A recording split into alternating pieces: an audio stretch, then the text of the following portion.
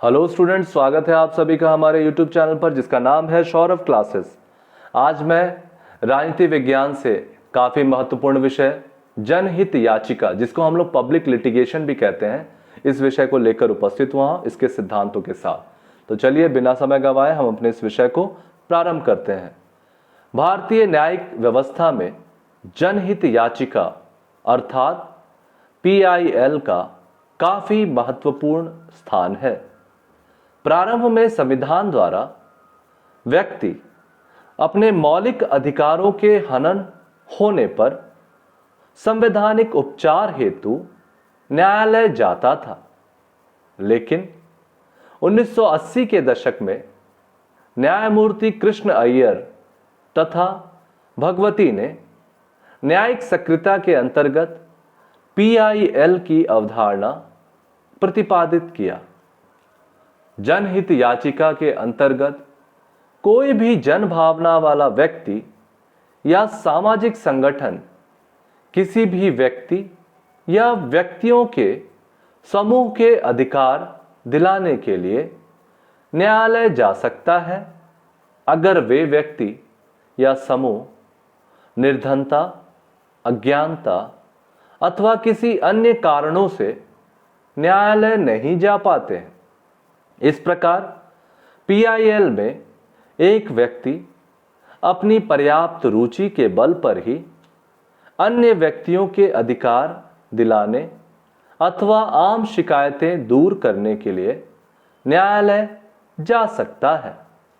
ठीक है, इस प्रकार से न्यायिक सक्रियता के अंतर्गत PIL की अवधारणा या पब्लिक लिटिगेशन की अवधारणा शुरुआत हुई। अब इसके सिद्धांतों को हम देखेंगे।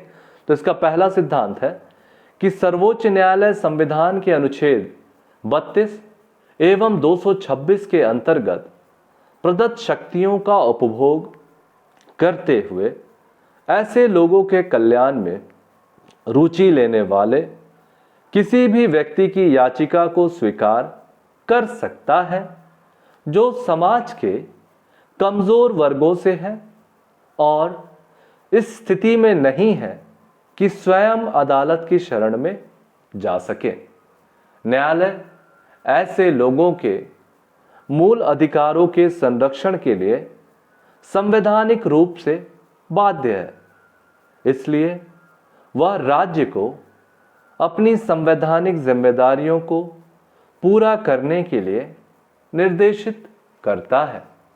इसका दूसरा महत्वपूर्ण सिद्धांत है, जब कभी सार्वजनिक मुद्दों महत्व के मुद्दे बड़ी संख्या में लोगों के मूल अधिकारों को लागू करने तथा राज्य के संवैधानिक कर्तव्य और प्रकार्य के मामले उठते हैं, न्यायालय एक पत्र अथवा तार को भी PIL के रूप में व्यवहारित करता है। तीसरा जो सिद्धांत है, जब लोगों के साथ अन्याय हो, न्यायालय अनुच्छेद 14 और 21 के तहत कार्यवाही करेगा। चौथा जो महत्वपूर्ण सिद्धांत है, अधिकारिता संबंधी सामान्य नियम को शिथिल करके न्यायालय गरीबों, निरक्षरों तथा निशक्तों की ओर से दायर शिकायतों की सुनवाई करता है, क्योंकि ये लोग अपने संवैधानिक या वैधिक अधिकारों के उल्लंघन के लिए वैधिक गलती अथवा वैधिक आघात के निवारण में स्वयं सक्षम नहीं होते। इसका पांचवा महत्वपूर्ण सिद्धांत जो है वह है, जब न्यायालय प्रथम दृष्टया साधनहीन लोगों के संवैधानिक अधिकारों के उल्लंघन के बारे में आश्वस्त हो जाता है, वह राज्य अथवा सरकार को तत्संबंधी याचिका के सही ठहराने संबंधी किसी प्रश्न को उठाने की अनुमति नहीं देता। छठा महत्वपूर्ण सिद्धांत है, यद्यपि PIL की पर प्रक्रियागत कानून लागू होते हैं, लेकिन पूर्व न्याय का सिद्धांत या ऐसे ही सिद्धांत लागू होगा या नहीं, यह इस बात पर निर्भर करेगा कि याचिका की प्रकृति कैसी है, साथ ही मामले से संबंधित तथ्य एवं परिस्थितियां कैसी हैं। सातवीं इसकी महत्वपूर्ण सिद्धांत है, निजी कानून में के तहत आने वाले दो समूह के बीच संघर्ष संबंधी विवाद पीआईएल के रूप में अनुमान्य नहीं होगा। आठवां, न्यायालय विशेष परिस्थितियों में आयोग या अन्य निकायों की नियुक्ति, आरोपों की जांच तथा तथ्यों को उजागर करने के उद्देश्य से कर सकता है।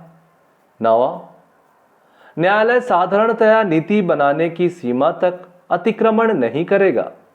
न्यायालय द्वारा यह भी सावधानी बरती जाएगी कि लोगों के अधिकारों की रक्षा में अपने क्षेत्राधिकारों का उल्लंघन ना हो।